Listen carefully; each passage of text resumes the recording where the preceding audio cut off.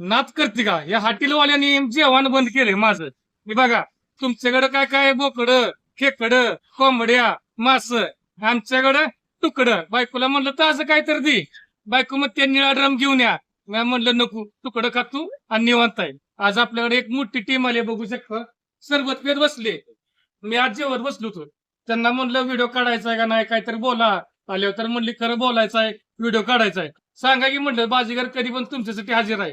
जेव्हा त्या ताटावरून उठून ज्यासाठी गेलो तो कधी सुद्धा माझ्याकडे आला नाही परत गरजेला.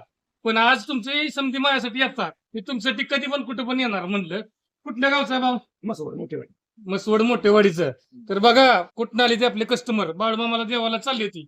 दर महिन्याला येणाऱ्या गाडी अनेक वेळा आपल्याकडे थांबत असतात. त्या सर्वांचे दिलचे धन्यवाद. सरबत घेतलं कसं वाटलं? छान आहे. नक्की मस्त. तुमच्याकडच्या माणसाने येत होता थांबलं पाहिजे.